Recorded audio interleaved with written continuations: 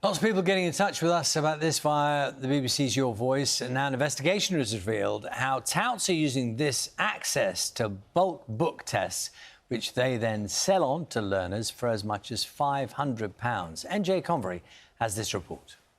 When I log on a Monday morning just before 6 a.m. to get in the queue to book a test, there are thousands of people in front of me, and by the time I get through, which could be after an hour or so, all of the tests have gone. For the last 1 year I was trying, but now I have given up all the hopes and stopped even trying to book because I know I won't be able to book a driving test.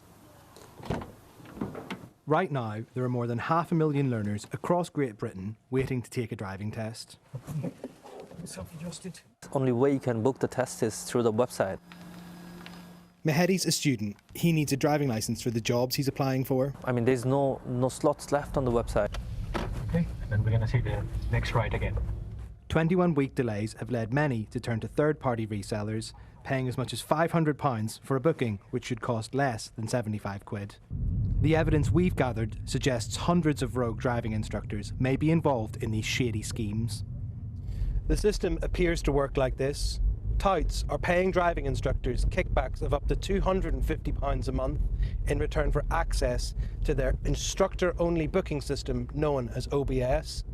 Once they're in, they're using learners' provisional licenses to book tests which they then sell on. I've had an approach from somebody who wants to put a bot on my OBS system, and I've obviously declined, but I can understand how it works now. Tests have been bulk booked and resold for profit for years, but these instructors say it's got much worse. How many of your students are paying these price scalpers? Every single one of them. Without that, they can't get No other way to get the test. There's a waiting list of 10,000. By the time they get to it, there's no test left. It really makes my blood boil when we're out here trying to work 10, 12 hours a day, trying to cover the work, making ends meet living, and these guys are just all sitting down and selling tests. We've identified test touts operating in Birmingham, London, Manchester and the home counties. We were tipped off via BBC Your Voice about a tout who uses the name Ahadine online. You, my students, think used one of your services and similar ones.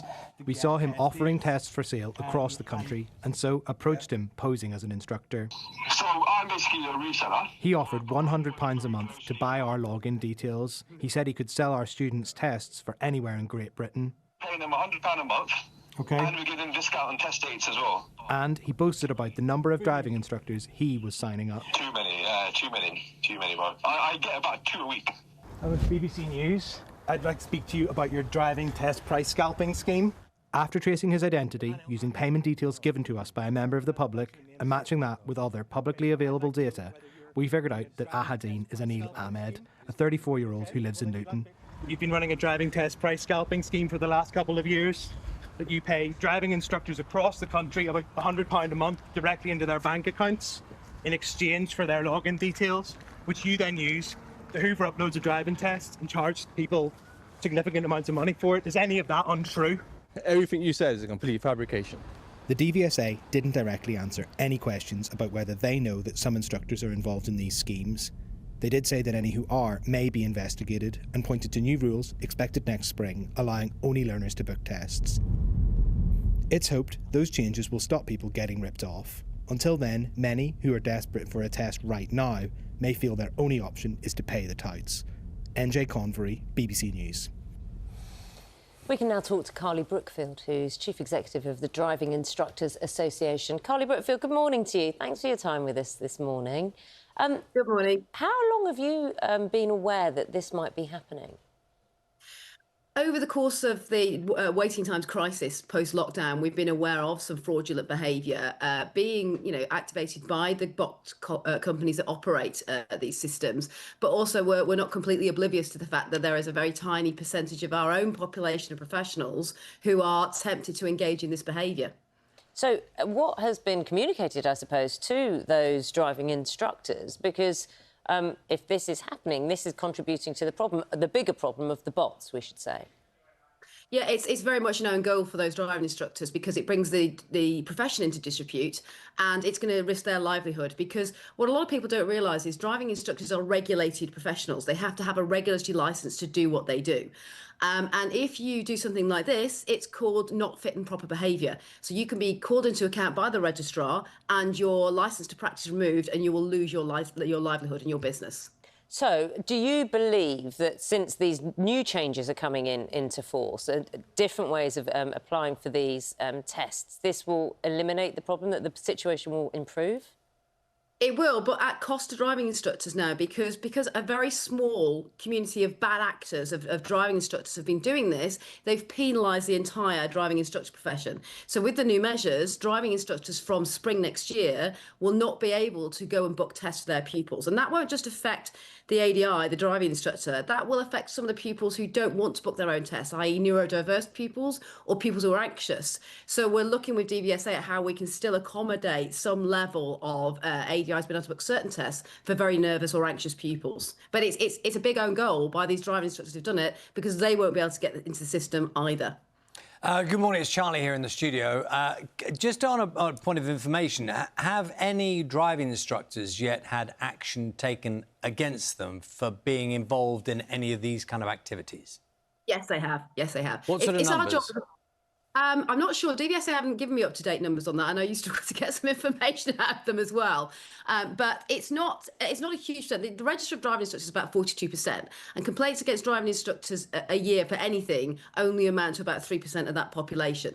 So it's not a huge number of people. But your report obviously has uncovered some very concerning things about hundreds of people being subject to activity of this nature. But you can confirm that driving instructors who've been part of one of these systems whereby they're taking a bung for giving up their details, some people have been booted out of the profession. Has that happened? Yes, they have been removed. Their regulatory licence has been removed. Now, we've then got the problem that some people will practice as a driving instructor without a regulatory licence. Now, they won't be able to get into the OBS to do that, but that is also a scam. Somebody selling you, they can take you for driving lessons and charging you, and they don't have a regulatory licence in accordance with the Road Traffic Act. And just on, for anyone seeking to book a test today, you can completely understand why they want to get a test. If the only way you can get it is by paying over the odds, I mean, the reality is that people will do that. They will. And the booking system, it's an important piece of the whole problem, but it's somewhat a red herring to some degree, because the real problem of the waiting test crisis is the lack of test slots. Even the bots cannot get slots from that system because there's not enough of them going in. And whilst ministers lauded the measures that they introduced a couple of weeks ago by adding things like more military examiners as test slots, that's only going to net 6,000 extra tests a year. It's not enough for the number of tests that we need in the UK at this moment. So my message to ministers, and particularly Minister Lightwood, who's now in charge of this area, is do better than your predecessors in this particular government and get the pay grade changed of driving examiners, because that's the core thing here. There's not enough examiners to conduct enough tests. And until we make the job more attractive and get more people into the profession, because they lose more than they recruit at the moment, then we're not going to solve the waiting test time issue. Carly, just briefly, if someone is starting driving lessons and, as you say, someone can practice even if their licence has been revoked, what should you ask for to check? You should see if they've got their approved driving instructor licence. I think I've been on your show before and we've shown a visual of that green badge, which is for the approved driving instructors, fully qualified. There are provisional driving instructors out there on training licences. That's perfectly legitimate. They will have a pink badge. There is a serial number on that badge, and you can check that with the DVSA. Carly Brookfield, Chief Executive of the Driving Instructors Association. Very useful talking to you. Thank you very much.